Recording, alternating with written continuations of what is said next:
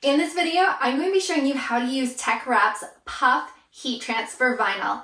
If you're new here, welcome. My name is Nisha, and if you're returning, welcome back. So what is Puff HTV? It's very similar to heat transfer vinyl. Well, it is heat transfer vinyl, except for when we go and press it, it's not going to lay flat on our shirt, it's going to puff up, and it's going to give us a really neat look.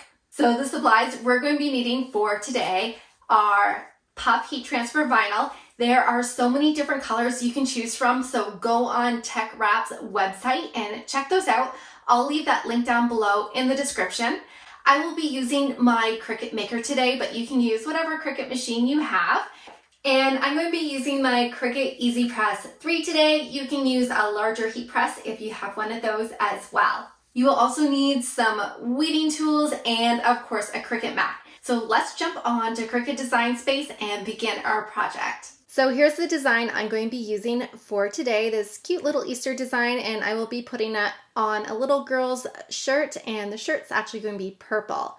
If you're interested in this design, I will leave it linked down below in the description. One thing you'll notice is we do have one layered piece. We have this little cottontail here on top of the bunny. So you can either keep the cottontail or you can slice it out of your bunny. For this project, I'm going to slice it out, but I will show you later on how to layer the Puff HTV. So in order to press this down all in one go, rather than doing a whole pile of layers, I'm going to slice out the bunny's tail. Let's select the bunny layer and the cotton tail here. And then we're going to go down to the bottom right and click on Slice. And now we can pull this cottontail away and this one here, so we don't want this blue one here. And now I know it looks like there's something there, but there's actually a hole inside the bunny. So if I were to change the background of the screen here, you could be able to see that a little better. So let's make our background a light blue, and you can tell that there's nothing behind him. Or if I put the grid lines back on here, you can see the grid lines going through our bunny. Now, when we go to piece this together, I'm going to try to put this cottontail right in that hole. So I'm only pressing one layer and not two layers. And one more thing before we go ahead and make it, we want to make sure these words are cutting out all together, not by themselves. So if I were to press make it right now on mat confirm, and if we went down to this orange mat here, you will notice that all our letters here are scattered.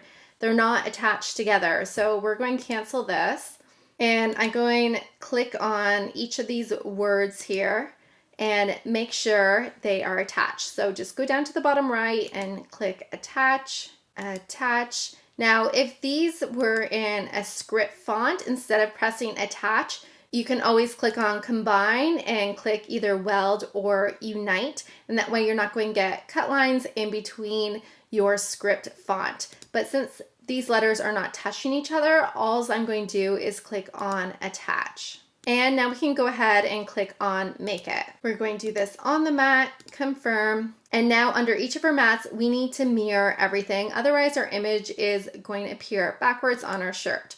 So even if you're not using text, it's a good habit to get into, just mirroring everything when you're using heat transfer vinyl.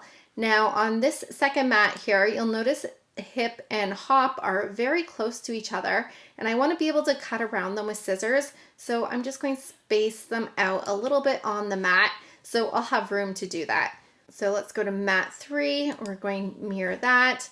And again, I'm just going to separate these layers just a little bit so I can cut in between them, and it's going to be easier to lay down on our shirt, which I'll explain in just a minute. Mat 4, we're going to mirror this, and once again, you can move your pieces around to where you want them to be. And mat 5. And I'm going to click back on mat 1 and then click continue. For our material base, I am going to select Everyday Iron-On. I've used this setting many times with the TeckWrap Puff HTV, and I find it works really well, and it weeds really well too. So let's get our vinyl cut out, and then we can go ahead and make this really cute Easter shirt. So I like to look at my Design Space screen and see how much vinyl I need for each mat. and cut it down to size. Just make sure you're not cutting your pieces too small because you want to make sure your whole image fits on your piece.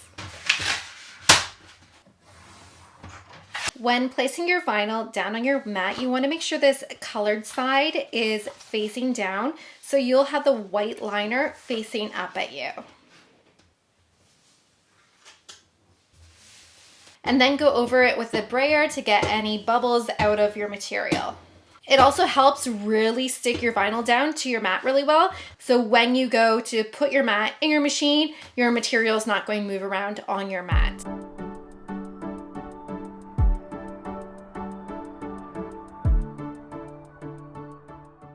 So once your vinyl is all cut out, you can go ahead and cut out your pieces separately. So I'm not laying down my stars and the word to where they appear on this sheet of vinyl. So I'm going to cut them out here. So it's probably hard to see in the camera, but here's the word to, and here's a star. So I'm just going to cut in between those before I begin to start weeding them. And I'm going to separate the words hip and hop here because I don't need them beside each other. Now, I absolutely love weeding TeckWrap vinyl. I find it so easy to weed. And what makes it even more easy to weed is the TeckWrap pin pen. And I absolutely love this pin pen. So if you don't have one and you're planning to order some TeckWrap soon, make sure you add one of these to your order.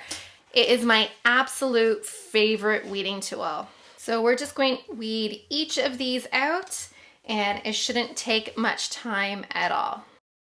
So once you have all your pieces cut and weeded out, we can begin to press them on our shirt. So here's the shirt I'm using. This one is from the Children's Place. It's a size 5'6" or a small. And we are going to give our shirt a quick press to take out any moisture. Now I've set my heat press to 160 degrees and we will be pressing our design on for 15 seconds. And how did I come up with that time and temperature, you may ask?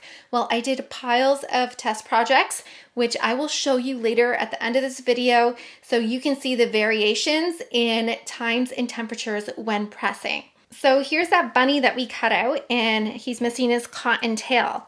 So we have our cotton tail here and we can't press this down at the same time because the carrying sheet is in the way. So what I'm going to do is peel back the carrying sheet very gently. Make sure you know what side the carrying sheet is on because we want to stick it right in the bunny tail spot here on the right way. So I'm going to peel this off and then I'm actually going to grab some tweezers here to help me. And then I'm going to line it up right in the bunny tail. And then if you flip it over, you can see our bunny tail right in there. Now we have all these little pieces that we need to put on our shirt. And I got quite a bit of carrying sheet around it and I want to put it up nice and close. So I'm going to cut some of this carrying sheet off so we can get it as close as possible to the bunny. Now, if you find that your pieces are lifting up and not sticking that well because we cut so much of the carrying sheet off, you can go ahead and grab some heat resistant tape just to hold down the image so that it's not moving around on you. And when you're happy with the placement of everything, we can go ahead and press. So I'm at 160 for 15 seconds. And I am going to apply a lot of pressure here. I am like putting all my body weight onto my Easy Press so that we can get a really firm press. Okay, the moment of truth. Let's take a look. Oh, look at the puffiness. This is so cute. Oh my goodness. Oh, just look at this. Oh, I hope you can see this on the camera. Look how cute this is. I absolutely just love this. It's super cute and super puffy, and what little girl wouldn't want to wear this? Now, as promised, I'm going to show you some of my test projects because there are some differences when you use different times, different heat temperatures, or maybe you're using a clamshell press. And I have done a bunch of tests, so let's go look at those now. So all of these here I press with the Cricut Easy Press. This one here, I press at 150 degrees for 15 seconds with firm pressure. And you can see it looks amazing. It heated up really well and we got a nice puffiness to it. But this one here, I also use the Easy Press, but I went up to 170 degrees and I pressed it for 30 seconds. And this one actually is like the puffiest one I have done. It is super, super puffy.